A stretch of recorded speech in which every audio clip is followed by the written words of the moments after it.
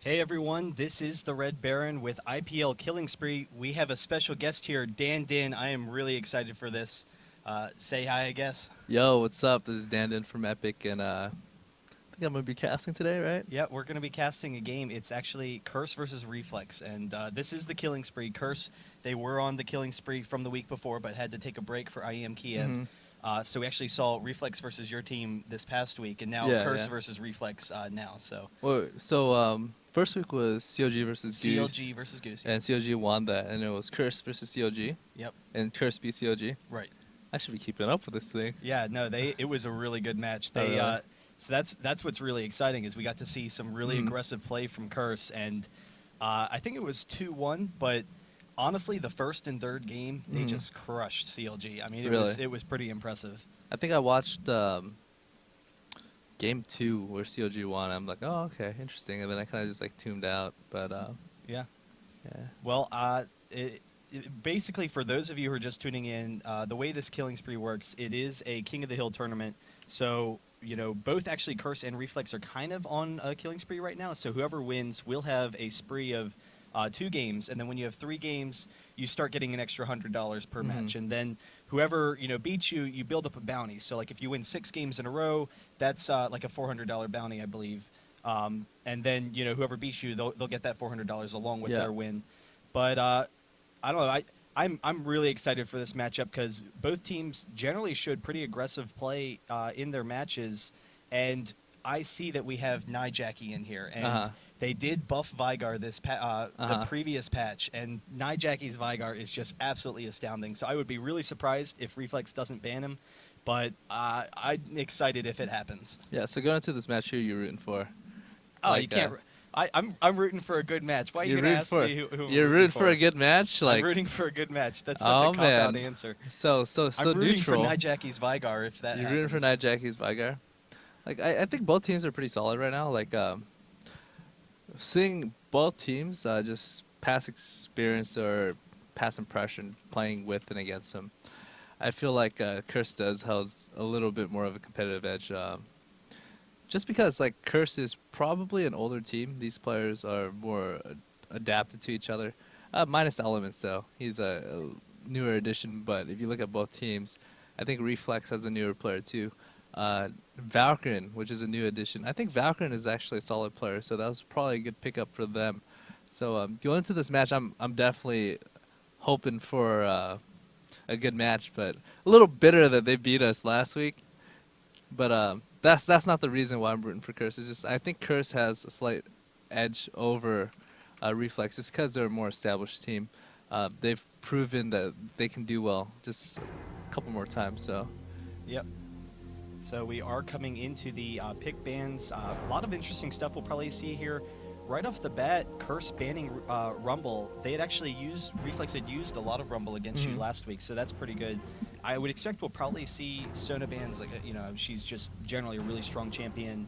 I don't know, any thoughts on, what we might see out of here?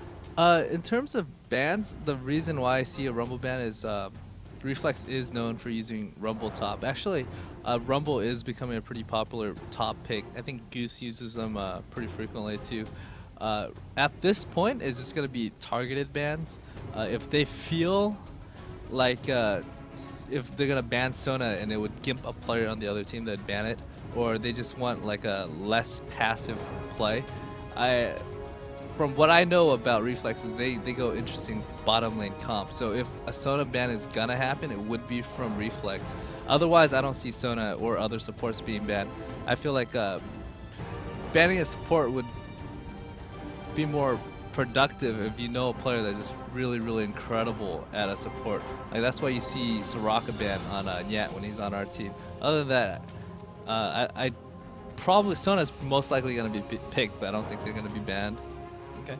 I actually think it's interesting. Rumble is a very targeted ban for Reflex, but Valkrin actually, when he played for Unrestricted, he was a top lane champion. And I think I spoke with Lautemortis earlier, and he said they actually might be switching Valkrin back up to top lane. In which case, they wouldn't need to ban Rumble because they don't have a Rumble player if, you know, Arc-Knight is going back down to mid lane. Or whoever was their top, I believe. But we see the rest of the bans. Sivir, Rammus, and Vladimir for Reflex, and then Kennen and Lee Sin. So definitely getting rid of some of those aggressive junglers. This is the Sejuani patch, so we might see her in the jungle. You know, she does have really aggressive ganks. Maokai is actually taken by Reflex. That was definitely a good pickup for that map control. I feel like Maokai is actually a pretty good pick. Right now they do have like, I'd say even 3 AoE champions, and from my experiences, Maokai not only does have a really, really strong gank, but he's good to counter a lot of AoE damage. So even though it was a first pick, it's still going to serve them really well just looking at Curse's team comp. So one thing that I noticed about Maokai is he works really, really well with bursty champions, because any champion where he can root, throw a sapling up, and punch him in the face and can kill with another champion, that would be good. So I think you see Maokai and LeBlanc used actually against us in MLG Providence by TSM, just because LeBlanc is one of those champions. If someone is rooted in place, she can get her full combo off, and it would do about 80% of their damage or their health. And with Maokai on top of that too, so just like the LeBlanc and Maokai combo. So you're going to see a lot of aggression wherever LeBlanc is. If LeBlanc is mid lane, you're going to see Maokai just flash in, twist advance, throw sapling, just punch him in the face, and LeBlanc's going to get a free stun off. He's going to get the silence off. When you're silenced, you can't really, you can't flash out, so you're rooted and then you're stunned. And so that's just a lot of time for damage. So that's something I'm looking forward to, if they can pull it off or not. Yeah, and it's actually interesting. You know, we had Dinh in the office here, and I just did the 60 minutes grilling him for like 2 hours. Just really painful stuff here. But one of the things you had mentioned was with the new jungle, it is very easy to get to level 3 quick, and particularly a champion like Maokai, he can, you know, just nuke those wraiths before heading over to blue, get some fast levels, and his early levels, first couple of levels, he doesn't need a lot of levels, and he's got those disables. So he can, you know, he doesn't need a lot of gold, that kind of stuff. He can focus on that. Should be pretty interesting. Right now, we're seeing actually a lot of single target damage and focus from Team Curse. They do have, actually, they switched to Gangplank off of that Nocturne pick. But, you know, generally keeping away from the AoE, though Gangplank and Nunu are a lot of AoE. So that should be interesting to see, but I don't know. LeBlanc versus Ryze. LeBlanc does look to be really aggressive early in this game, and Ryze just really controls the lane once he gets a couple of items, and with his early game defense can take over mid game. Yeah. I feel like whoever the jungler is probably, I feel like they're gonna be jungling. Are they really gonna be jungling Nunu?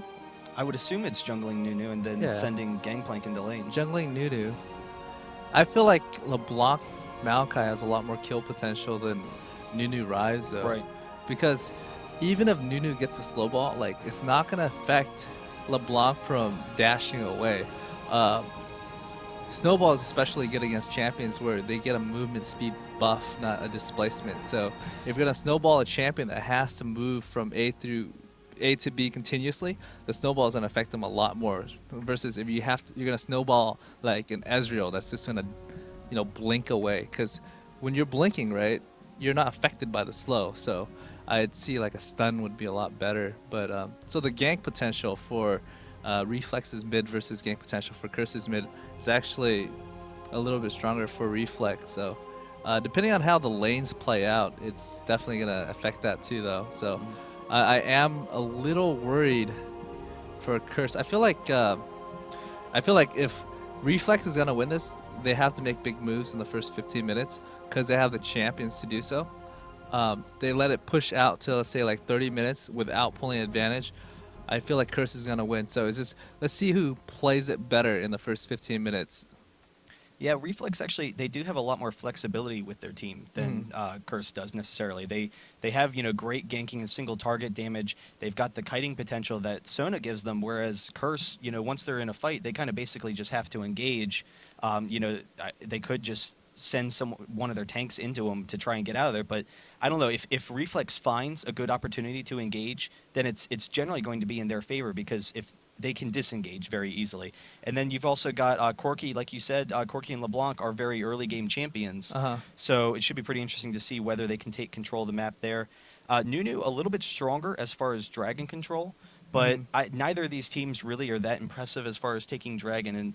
And you had said earlier when we had spoke, a lot of what's happened with this jungle is that you see dragon being pushed back a little bit later, and I think we definitely see that in this game. Nunu does have his consume, so that will help with controlling dragon, but not a lot of damage, particularly. So I guess it really just depends on how the fights pan out, particularly in bot lane.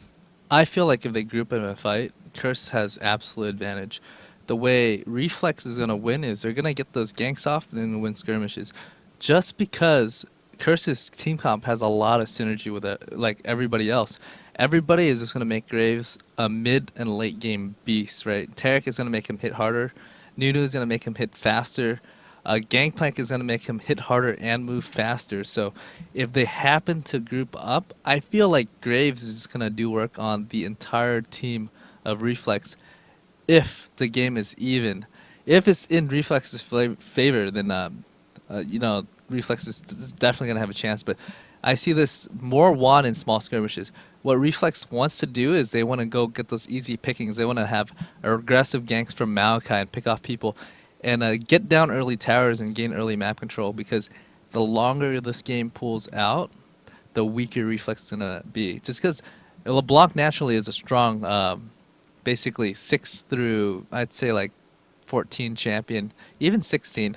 And the moment everybody starts capping out, she's not going to be able to give a lot of champions, especially on that team where Curses just naturally have tanky champions. Grave is naturally tanky. Tarek is a tanky support. Nunu is definitely going to build tank as a jungler, because he's just going to be a snowball slow / blood bowl bot and goes in for the tank and the absolute zero for the CC. Rise, one of his core items is the Banshees, and GP has a 270 heal just off his fruit. So Curse, in terms of being bursted down by LeBlanc, if they get to late game, Curse, I feel like is just going to absolutely dominate. So I feel like Reflex is just got to keep it to the small skirmishes.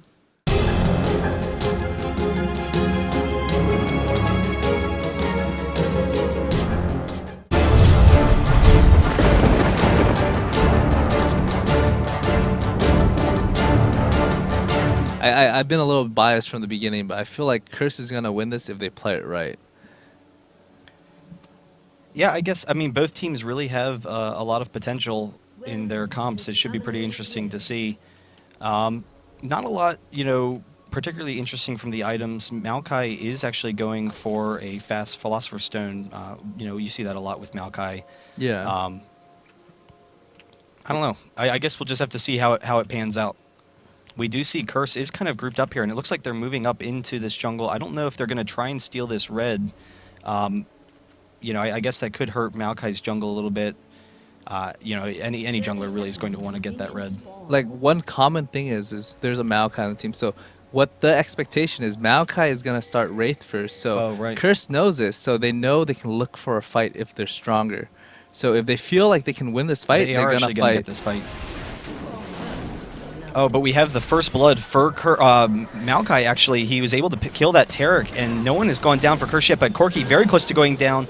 Graves actually able to pick up that kill, but he goes down, or actually we see Gangplank is going to go down, and Nunu is in the middle of this team. He will flash over that wall, and Udyr going to be able to chase him down, so that is huge for Reflex. That is huge for Reflex. So one thing is okay, you got to think about this whole entire psychology of that last fight, okay?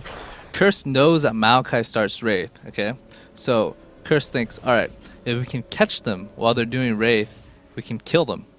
But at the same time, right, Reflex also knows that Curse knows that Maokai start Wraith. So what's going to happen is they were prepared for the invasion. So when you're prepared for an invasion and someone face check, they're going to die instantly.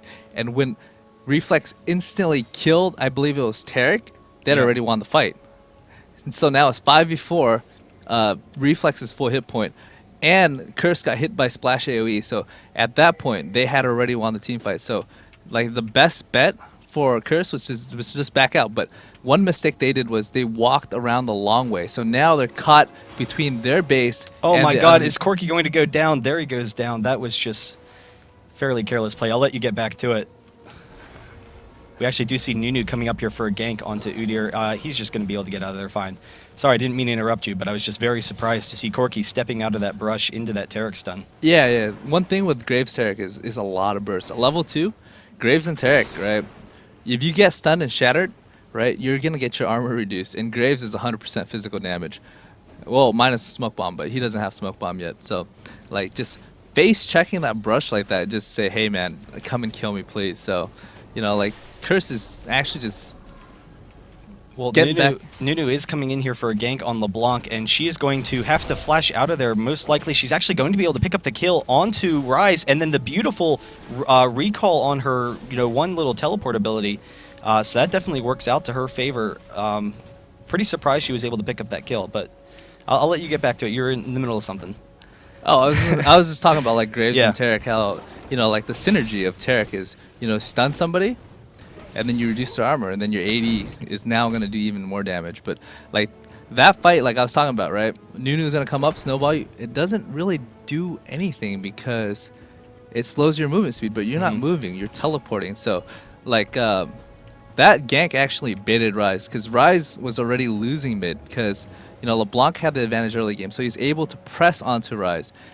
So Ryze was losing hit point in every single exchange at the early game. So I think he was about like 20 or 30%. So when Nunu came to kill LeBlanc, he just juked out, dash silence chain, kill Ryze. Because Ryze, when he's at 30%, that's an instant die against a LeBlanc. So, and after you dash onto them, you can dash back. So I feel like having a LeBlanc or a Corki versus a Nunu that's just 100% reliant on slow is really, really good. Yeah, and we do have Lautemortis here. He's hanging out bottom. I think he's probably going to spend a lot of his time bot because the other lanes, they seem kind of, fed to a degree right now. They're doing particularly well, but Graves here against Corki, Graves, of course, does have his passive, which will help mitigate a lot of that damage, since Corki is an early game champion, and Corki already is actually behind in this game, even though the rest of his team is doing so well. So at this point in the game, despite the early game advantage of Reflex, I feel like Curse is actually catching up, even with the last Ryze kill, because like I was talking about earlier, right, the game is synergizing around buffing Graves. And when you're buffing Nunu someone... is coming in once again, and LeBlanc actually going to just get onto this Ryze. And where is that snare? Just actually silencing Ryze, so he isn't able to get it off. But she is going to be caught by Nunu here. Can he get that attack? And I believe Ryze is going to be able to get the kill. There's the kill. Maokai's coming down, but Gangplank actually chasing in. Actually, he canceled the teleport. Udyr with the perfect stun there. That definitely would have been a kill for Gangplank if he had gotten a Q off onto that Nunu. So one thing to look out for is, I'm just going to follow up on what I was talking about earlier, is like Reflex had a really, really strong start. I think they're up like about 1,000 something gold. And now if you look at the gold difference, right, it's already closed because what's happening is Cop is just doing so much work down bottom. And like if you're looking at the CS, right, Cop has 40, Corki has 22. So giving up that early kill actually... Oh, Gangplank. Oh, Lord. Gangplank's going to go down. And this game has just been all kills so far. I'm a little bit surprised that we haven't seen any wards yet. We are 6 minutes into the game for Curse. We do have, 2 wards for Reflex, but Curse just kind of letting themselves hang out there, and it's been resulting in a number of early kills, really for both teams. So anyways, the thing I was talking about is the Curse's team comp is like about 80% synergy with Graves, right? You got the Taric to remove armor, you got the Taric ult to buff Graves. You have the GP raise morale to make Graves hit harder, move faster. You have the Blood Bowl to make him attack faster and move faster. So, feeding a Graves early kill and having your AD carry denied against a Grave, basically Graves is having just free work on Corki right now down bottom. He's getting free farm, he's denying Corki. So, given it about like 15 more minutes, I feel like Graves is just gonna tear up the entire team. Even I feel like at this point, right, Reflex does have a minor advantage, but the AD bottom lane is so important that if Graves doesn't stop, he's just gonna kill everything.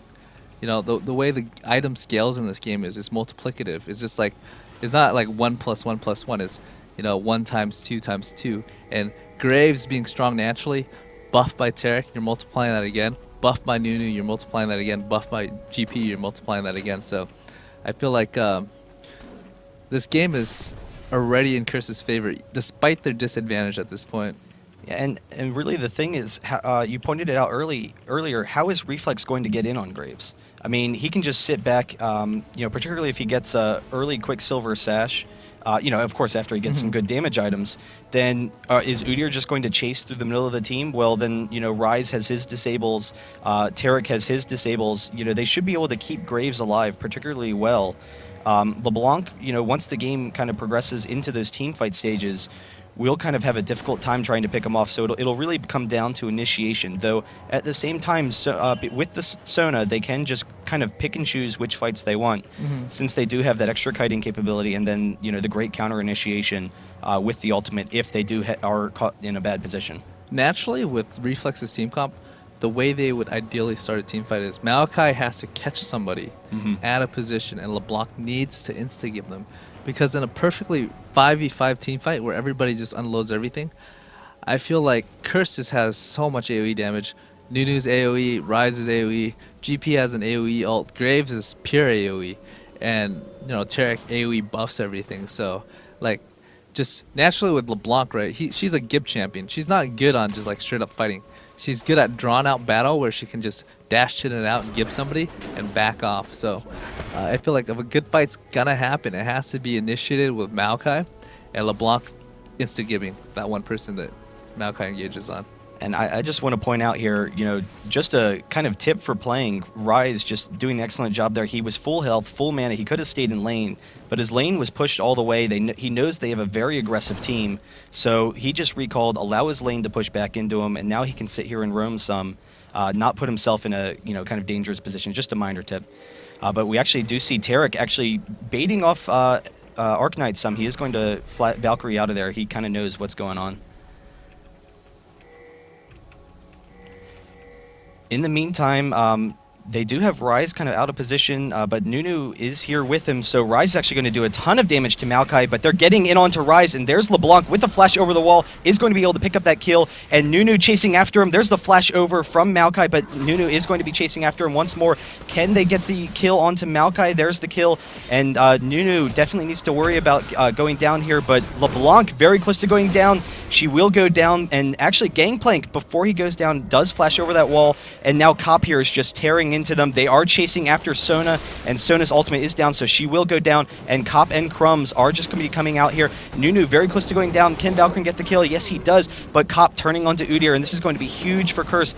But actually, Corki doing an excellent job there, picking up a number of kills. He gets the Tarek. Can he get the rest of them? He's able to pick up the Graves, able to pick up the Gangplank, and a lost fight, just completely turned around by that early damage from Corki, after the fight had just gone on for so long.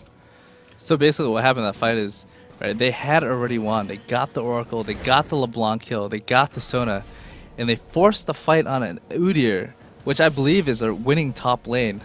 So if you're looking at the CS and the kill, right, like Udyr is winning top lane against GP. So the moment Udyr came, they should have backed up. They're low enough hit point, and they were focusing on Udyr and giving Corki free damage. Corki is basically like one of the biggest AoE champion, right? So 3 people completely grouped up, eating phosphorus bomb, eating Gatling gun, eating rockets, right? At this point, Corki's not that strong. He's denied pretty hard, but because they didn't focus Corki, they gave him free hits. He's able to hit every single player on the other team. It makes up. When you have AoE damage, you're hitting multiple people. Even if you're weak, you're doing really, really well. Yeah, and we do see everyone kind of grouping up now. Gangplank moving down, so they're probably going to be trying to pressure this dragon. It is around 12 minutes. LeBlanc getting off a ton of damage, and she actually gets the snare, and there's the kill onto Ryze. Maokai there to back her up in case they tried to get an engage. So, Curse, they were going to try for the dragon, but, they're definitely going to have to back off now, most likely, after that beautiful LeBlanc kill. And in the meantime, Nunu was just left alone top. But actually, Tarek caught out of position. They don't have the disables to take him down, so he is just going to back out now. But, really just a huge disadvantage for Curse because they wanted to go for the dragon, but then the beautiful play by LeBlanc just leaves Udyr up here to farm and push down this tower. So, what are your thoughts, coming into this mid-game, how Reflex can really carry this aggression forward? I know it's all about picking off champions, but is there anything else that they can, really look for, or is it just kind of good map awareness and trying to put themselves in a position to have good initiation? With a comp that's just naturally weaker, basically I have an assassin comp, right? Maokai LeBlanc is basically just going to work together to gank whoever they can over and over. And at this point, right, any champion that's already behind is just a very, very easy target to give, right? If you look at in terms of farm and who's tanky, right, there's nobody on Curse that can really face against LeBlanc's burst with Maokai's Twisted Vance and his slow.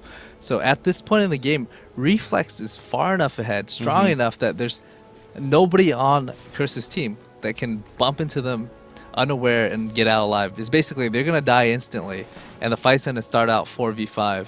So I feel like Curse, what they need to do is they just need to farm and regroup, get tanky enough where they can just survive the initial burst, because after the initial burst, LeBlanc just isn't nearly as strong. But we do have LeBlanc coming down here for a gank on bot lane, and Cop is trying to get out of there, but I don't think he's going to get out in time. She's actually going to turn onto Tarek, pick up another easy kill.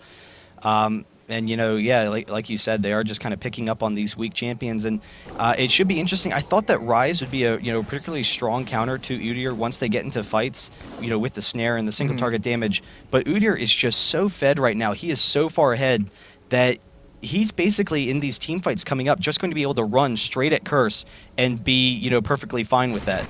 And we actually did miss, or I actually missed a kill mid. In the meantime, Udyr is coming down. I'm not sure what he's going to do. He's just going to get that farm from that lane. So, one of the biggest problem with Reflex comp going into this game is, they have one tank or two tanks. They have Maokai and they have Udyr. And they needed to basically, charge into the entire other team and survive long enough where their team can do damage. In an even game, if Udyr or Maokai were to, just Rambo in, they're going to die. But at this point, Curse is behind enough in farm where they don't have the damage to instantly give one. Curse. Curse. What is happening here? LeBlanc just sitting down bot lane is probably going to be able to pick up this kill. Actually, Corki's going to be able to pick up that kill. And there goes the Tarek as well. Nunu coming down. Not much he can do there. But LeBlanc just sat there for about, a minute or so, almost 2 minutes, just waiting for them to come back to lane, continue just abusing them down bot. Yeah, at this point in the game, LeBlanc is just so far ahead. Just whoever she jumps on, they're going to die. Yeah, and she's going to try and pick up the kill here, missing the snare onto Nunu, so he's going to be able to get out of there fine. In the meantime, Udyr actually chasing down Gangplank, going to be able to kill him underneath that tower, and that's just how tanky he is. He can, just basically have his way with top lane. One of the things I talked about earlier is, you have a GP with Teleport Flash versus an Udyr with Flash Ignite. The Udyr is definitely gonna win the lane. Udyr naturally, here's another fight. Yeah, there's another kill for LeBlanc. That's just, he goes down. Basically, every time Maokai Twisted Vance on somebody and LeBlanc's near, they're dead. They're gonna get a kill from now on. They're gonna get a kill. Just, they're just too far behind. There's nobody on their team that can just tank that damage at this point. Yeah. So one of the things I was talking about earlier is, Udyr with Flash Ignite versus GP with Teleport Flash, right? You're trading lane versus global presence. So GP is definitely going to lose lane. So GP's job was to not lose as hard and teleport in for those clutch team fights to pick up Dragon. So, but Corki just unloading a ton of damage here onto Graves, and he's going to be able to turn onto Tarek if he wants to, but he's actually flashing after Graves, going to be able to pick up that kill, and now Tarek's going to go down as well, and this game is just snowballing quickly. Gangplank teleporting in. He's not really sure what he's supposed to be doing now. He's going to be running up this river, and he is going to be able to get away, but... that's an expensive as top tower. Yeah, it's going to be hard. And I think the big thing is, like you said, one of the weaknesses to Reflex was how are they... going to potentially engage if they aren't picking people off. But at this point in the game, because they are so far ahead, Curse has no way of disengaging fights. They just, they basically, all they can do is sit back and play defensively. But if they want to try and get back in this game, you can't just sit back and play defensively. So here we have yet another kill going to be coming out for LeBlanc. Actually, is Rise going to be able to get away? There's the silence, able to get him with the sigil, and Nunu chasing after LeBlanc, but not really sure what he's going to accomplish there. So we have another snare and a twisted advance in. Udyr actually coming out here, but the flash with Nunu, he is very close to getting away. He is actually going to get away using his ultimate in a brush, but Graves going to be chasing after LeBlanc. Can he get it with the ultimate? Very close to picking up that kill, but they're just going to have to back up now and just, you know, they don't have a way of forcing the engages that they want against Reflex. And wow, it's so weird. It's so early in the game. Dragon is going to spawn in about 30 seconds to a minute, so we'll probably see Reflex, after all these teleports, everyone regrouping at Dragon. But I was kind of sitting there thinking, oh, well, maybe Reflex will, you know, go for Baron or something, but they can't, you know, do Baron probably until, like, I mean, they could with how fed Udyr is, but so I don't know. So one of the things that if you were looking at the items they're buying, right? Yeah. They just popped in like 3 or 4 wards. Curse just did. So one of the things is like LeBlanc is able to roam from mid down to bottom, unnoticed, get the kill. Udyr is able to roam from top to mid, get the kill. So they're like, hey, where's the wards at? How come we didn't see them coming? Why are we dying? So they just continually got picked off over and over. Like, their biggest mistake was not getting better map coverage earlier, because, you know, looking just based purely off the team comp, you know that Reflex is going to lose mid-late game if everything is even. So what they need to do is they got to make early game plays. So that's when you need the wards the most, not when you're already losing. So I think Maokai didn't really get an Oracles until about like 3 minutes ago. So all those ganks that happened were preventable just by a ward, you know. Well, we saw the first ward for Curse came out around the 7-minute mark. I mean, that's extremely late when you know you're going against an aggressive early team. And because Maokai can just put so much towards map control and map awareness, because he doesn't really need, you know, items or anything, you know, it does allow them to kind of roam some and to take that advantage. Yeah, so like the most important lane toward was actually toward mid, because like one of the things I talked about is what Reflex wants to do is they just want to have Maokai twist advance onto Rise, and then they're gonna get chain CC, chain stun, and so like you said, Sona can just disengage. But one of the things I was talking about is how Rise was the most important lane to protect, just because of how much killing potential Reflex has on mid. And so once he fell behind, he's just gonna be a victim of just getting gibbed over and over. So no, having the ward now is just actually a little bit too late. They're far enough behind that, you know, it's questionable whether they can come back or not. Yeah, though to be fair, we haven't seen them in a team fight yet. It's kind of weird because I feel like as a team, because most of their damage, it tends to be single target. You know, they do have some AoE, but it's really going to be coming out of Rise and Gangplank. And so, you know, we'll see how they can do as a team, but I feel like at this point in time, Reflex is just going to force a really hard engage once they can get someone, and then just like completely overpower him. But we actually have a pickoff onto Sona, and they are able to get the quick Sona kill, and that's going to be huge. Sona did have her ult down, and then the Nunu ult able to get everyone really low, and Curse is actually doing pretty well here. Nunu very close to going down, but you know, hey, it's Nunu. It's not really his role to be dealing damage through a long-term fight. So we see Reflex, everyone's going really low on Reflex. Unfortunately, Curse wasn't able to force the long engage that they wanted, particularly, you know, when LeBlanc has all of her abilities on cooldown, since she does have such long cooldowns. Oh. If they could have, you know, continued to press that fight, that they maybe could have picked up a number of kills there. Like, the way that fight fought out or panned out was actually really, really bad for Reflex. Like, the type of team comp they have is they have the one where Maokai roots somebody, picks him off, and kill him. It shouldn't be the other way around. They need to play to their strength. If they mess up like that a couple more times, it's just going to give Curse time to catch up in levels, catch up in farm. Like, one of the biggest thing Reflex has over Curse right now is level advantage. If you let the game drag on to 40 minutes, everybody's going to approach level 18. You know, since there is a cap on level, the level advantage is going to start diminishing as everybody gets to 18. So, you know, if they don't start playing more to their strengths before they take towers, you know, it's going to get really, really unfavorable. So, depending on how they play to end this game, I feel like just from that last fight, if they play it poorly like they just did, it's going to let Curse have a chance on catching up. Yeah, and it's interesting. I mean, for how far ahead Reflex has been in this game, LeBlanc, because she, does tend to roam some and, spent a lot of time bot lane, has almost no CS. So Curse is actually, they're 7K behind. So that is a huge disadvantage. But in a couple of minutes, 7K won't be that much. Like if they can push this game to 30 minutes, then 7K is behind, but it's not unreasonable, if they can kind of drag this game out and not allow Reflex to get any more of an advantage. Because they did farm particularly well in lane. So one of the things you see now is they're starting to group up. What Reflex wants to do is they want to keep Curse in the dark. They want to kill all the wards and force the team fight out in the open and pick someone off. They need better ward coverage and they need to engage, not the other way around. So whoever engages first on this team fight and gets a good pick off is going to win this team fight. And we actually have a pretty good engage now, but they need to back off a second. They are maybe going to pick up this gangplank, but they're in terrible position. Nunu right in the middle of their team. Corki not able to deal any damage. Maokai's going to get out of there, but he's really close to going down. Tarek actually goes down, and now Udyr showing his strength. So even though Corki wasn't even in that fight, and Graves, what are you even doing? Just running right into Valkrin, and Valkrin's just going to be chasing down this Udyr. I thought for a second that might have been a one fight for Curse because they were able to split Reflex right in half, but just the strength here, Udyr just, running straight into the team, and now this is going to be a Baron. Nothing that Curse can do about it. Udyr, is his flash up? He does have a flash, so with flash consume smite, he could potentially steal it, but they don't have a ward, so it's really going to be a shot in the dark. It would just be such a heroic play to see. Yeah, if he gets a smite and consume off, oh my god. There's the ward. It could be a game changer. It is getting pretty low.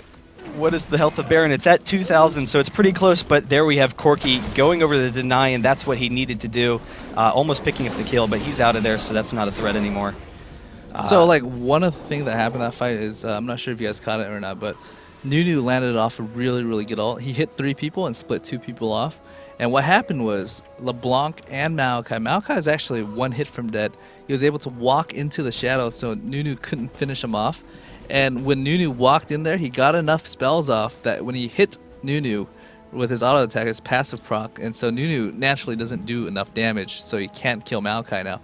So what Nunu should have done was, he shouldn't have chased Maokai. He should have gone back, snowballed Udyr to actually zone him off of Graves and let Graves do damage. So having Nunu chase Maokai off on the side and not having that needed Blood Bowl and CC for Graves actually allowed Graves to die rather easily, actually. Yeah, and that was the thing. I mean, they had pretty good positioning, but Graves wasn't even able to get involved with the fight because, like you said, but at this point in time, it's still not that huge of an advantage gold-wise, but now they have the Baron buff to go along with it, and Udyr is just a god right now. I mean, yeah, he's just, I don't know how Curse is going to be able to deal with it. What they need to do is just single target, snare, and back off of him. But here we actually have Maokai breaking the Banshee shield and getting in just a little bit of poke damage onto that Rise. But then they're going to back off and grab this dragon, just continue to press their advantage, which, of course, is what you do when you get ahead currently. Basically, what this Baron buff is, Baron buff doesn't really mean that much by itself if you don't use it correctly. It just means, oh, I got 1,500 gold. But what it means on a coordinated team is, all right, I'm going to get the next dragon, right? I'm going to get all the exterior's tower for the duration of the buff. And so what Reflex should be working on is they need to ward deep inside Curse's jungle, rotate mid-bottom, and actually try and catch him off or just take towers one after another. Because what that would do is that would push the gold advantage for Reflex. Because it's going to come to a point where Corki's is going to do a lot of damage, right? And just more gold means more damage, more tankiness. So being disadvantaged in terms of team comp can be overcome by just purely off of items. So what I feel like Reflex isn't taking advantage of enough. They got the dragon, but they're not taking the towers they need to right now. Yeah, well, I mean, Reflex, they are kind of splitting, but I think with the strength of their team, I mean, Corki is going to be able to wear this down after a while, and if they do catch Curse out of position, they will be ready to pounce. But, like you said, because they're so far ahead at this point, they really need to just push as a team and just, I mean, they could really just have Udyr walk up and tank while they drop a tower if Curse, isn't ready to engage a fight.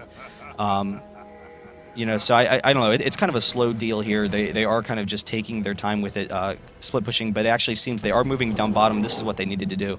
What they needed to do from the beginning was actually to just group up as 5, go poke bottom, rotate mid, go poke mid, rotate bottom until they get a tower. They probably would have taken both towers, but they kind of wasted about half the duration of Baron just sitting and trying to pick someone off. At this point, they're strong enough that if Curse isn't as 5 and they are as 5, they would be able to dive that, kill the 3 people, take the tower. And when 3 people are down, they can take the next tower, and then inhib. Yeah, and here you actually see that rotation. So they did get the mid, and then Udyr is just going to be able to tank this tower. So they will be able to take this. Then they can start rotating top as well. I don't know what the buff timers are. I believe that all of the buffs are down currently. Let me see. Yeah, Ryze has it. So blue buff's down. They will just continue to pressure these towers.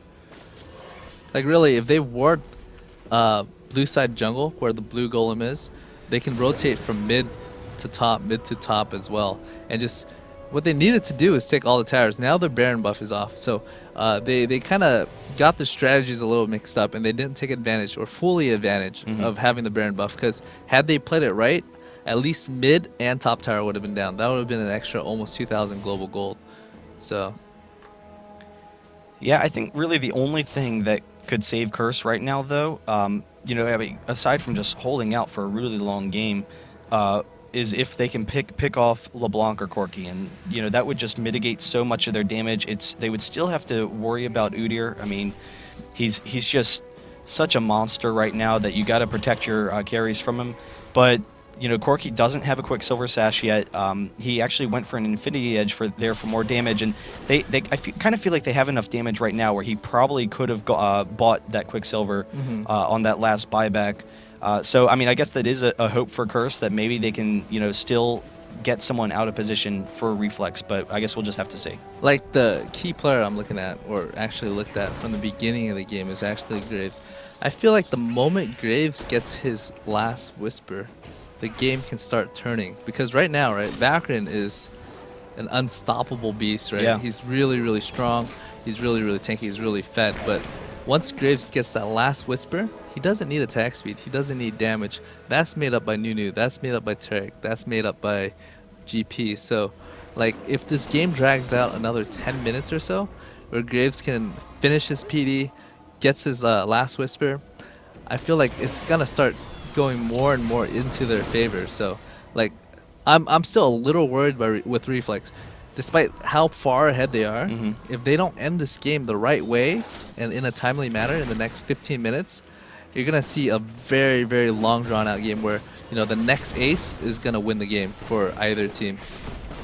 Yeah, it is pretty interesting with how far ahead Reflex is right now. Actually, Udyr is going to split push off from his team, but I was going to say they don't seem very confident. Like, I would think that at this point in the game, they could start poking down these towers some, and yet that whole creep wave, they couldn't get any damage without Udyr there. I guess sending Udyr away is definitely a good thing, because no one on Curse is going to be able to handle Udyr. So, they could just wear down towers that way, but... What would be your general inclination for Curse here? Like, what is their goal? I mean, other than stalling out, because it seems like that's probably their best solution right now. Their best solution is just wait until Reflex hit 18. They want to hit 18 too.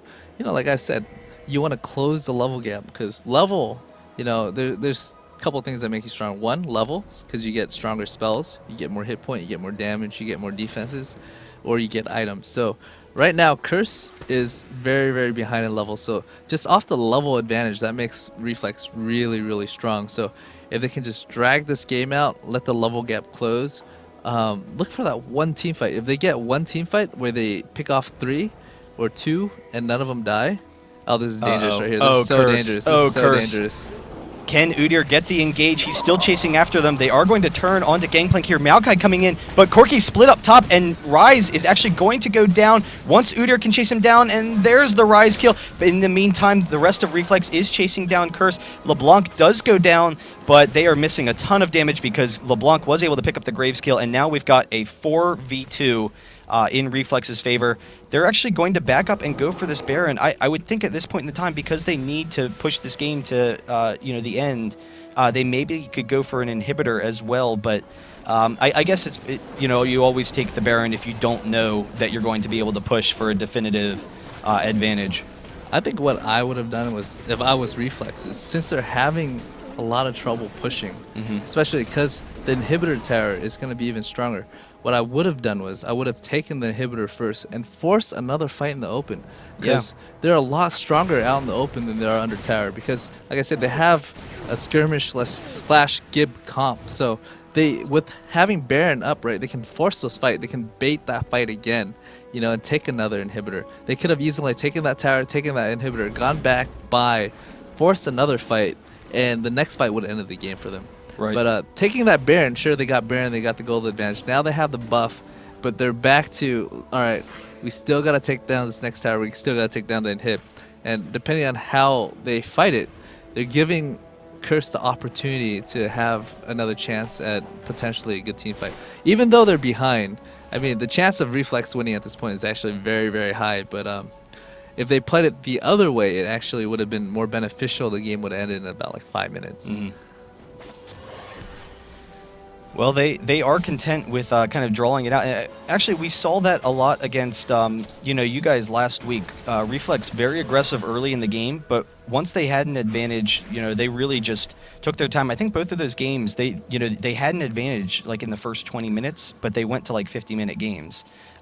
So, I mean, that is something where, right now it is generally a good decision to kind of slowly, wear out your enemy. Just a war of attrition kind of thing is how I always like to think of it. But at the same time, you're right. That is kind of potentially Reflex's weakness, not throwing down the killing blow. All right, so there's two sides of it, okay? When you have an advantage and you know when to push versus having an advantage and not knowing. If you have an advantage and you're able to press and take an hit, you're able to end the game, and you don't take as much risk, because there's going to come to a point in the game where all the players are going to hit level 18. All the players are going to have 4 or 5, maybe 6 items. When both team gets to that point, is just basically who wins the next team fight wins the game. And both team has that potential. Like, what Reflex doesn't want to do is they don't want Curse to have that potential. They don't want the game to drag long enough. Basically, like, the growth curve for Reflex is is a lot faster than Curse, but it's going to have a ceiling. When both team hits that ceiling, it's just, all right, there's a coin toss. Who wins the next fight? Whoever team fights better in the next team fight is going to win. Or is going to come down to team comp. And I feel like that's what Reflex doesn't want to do at this point. So I feel like they need to end this game in the next 10 minutes, or else it's going to get really close. Oh, but we have Rise getting the snare off, but he's taking Corki to the face, and there's the kill onto Tarek. Nunu throwing off his ultimate, but everyone from Reflex is generally safe out. They are pretty low, but there's the Gangplank kill. Graves trying to throw off some damage, but he's very close to going down. LeBlanc able to pick up that kill, and this is going to be able be the game. They are going to be able to take 2 inhibitors there. There's the surrender. I was a little bit surprised at the end. We actually saw Corki. I would have thought he needed that Quicksilver Sash, because that, to me, was the really only weakness. But he went for Last Whisper when there was really no armor. Nunu had armor, but the rest of the team didn't. So I didn't really see it as a need. But it didn't really, hurt him at all. The reason why he didn't get Quicksilver Sash is, if you look at the team comp, you looked at who has lockdown potential. It would be Tarek, okay? Tarek can't get close enough to lock him down. Who else has lockdown potential? It would be Rise, okay? If Rise goes up, he's going to die too. So he doesn't really have a need for a Quicksilver Slash. None of them has suppression. He already has cleanse. He can cleanse out of Tarek's Den. He can cleanse out of Rise's trap. So that's right. He does have that cleanse. He does, is not necessary at that point. If there was a suppression champion, then I might opt for it. If there's a Mordekaiser, then I might want to cleanse his ult. Or if there's a Vladimir, I might want to cleanse off that with the Quicksilver Sash. So just in terms of like the other team's team comp, you look at it, it's like, all right, I don't really need the Quicksilver Sash. I'd rather get more damage, because basically I have a strong front line and they can't lock me down. I'd rather just go all damage. Yeah, well, I guess that is a fair point. And we actually did see Reflex able to pick up the win. So game 1 does go to Reflex. Really just fantastic play by LeBlanc. It was kind of a messy game early on, not a lot of map awareness or control from Curse, and Reflex just able to pick up a number of kills on both Udyr and LeBlanc, was able to push it. Yeah. So any thoughts on to how they'll proceed into the next game? How they proceed in the next game is, like, every game I feel like a very, very big element on how the game is played, or the turnout of the game is just purely based off team comp. like Reflex needed to make things happen early on, and they were able to since like the 1 minute and 30 mark, just on the invade where they got 1 for 3, and so just letting LeBlanc get those kills, the extra EXP, the extra gold, just everything all together, and letting Maokai get it too, right? It just oh yeah, you can just ignore all the messages. So just you couple that all together, there's going to be a lot of pressure on Nyjacky mid. Like I said, it's a very, very aggressive mid lane. Just every time Rise gets cut, he's going to die. And throughout the game, you saw that happen. Yeah. Rise gets Twist Advance, he dies. Rise gets Twist Advance, he dies. And, you let LeBlanc snowball like that, Rise is going to die over and over. Like, the only thing LeBlanc did was wrong, actually. I can't say it's wrong or not, but I felt like she roamed a lot, which denied her the farm. So after a while, she lost that giving potential. But what she was able to do is she was able to gank bot over and over, which put Corki back in the advantage. If you saw early on, Cop was pressuring Corki really, really hard, and just he basically gibbed Corki, and Corki was getting denied. Cop had twice the CS, but the moment LeBlanc was able to go down to the bottom lane, he just gibbed them over and over, camped it. Then Corki got the advantage now he's strong. So, she denied herself some gold, some EXP, but she's able to help the other lanes win. So I thought that was pretty good. But I felt like she also could have kept her farm up. There's a couple times the creep waves pressuring the tower, and she's just waiting for a good gank. Like, one thing about ganking is, sometimes you just have to wait it out. You have to wait 30 seconds to a minute, and that means you're going to lose 1 or 2 waves. So, as a spectator, you kind of have a bias because you know exactly where everybody is. So you're like, all right, is that a good decision or not? And you can say, oh, that's a really bad decision just because you know where everybody's positioning is. And so you kind of have like more foresight. It's like, oh, this gank is going to convert, this gank isn't. So it's just a risk you take, and if it converts, you can go back to lane, you can farm it. If it doesn't, you waste your time. Yeah, well, thank you. Once again, everyone who's watching, I hope you enjoyed that. We will be coming back shortly for game number 2. This is IPL Killing Spree. I am the Red Baron. You can find me on Twitter at BaronCast. With me is Dan Dinh. Do you have anything that you want to shout out there? Or? I don't know. Shout out to Eskimo Darius. I was watching a stream and he looks pretty comfy. Got like a little red blanket draped over his shoulders. Yeah, I thought that was pretty nice. Well, we'll be back shortly with game number 2, and actually I'm going to swap out for HatPerson, so hope you enjoy it, and game number 2 will be up in a second.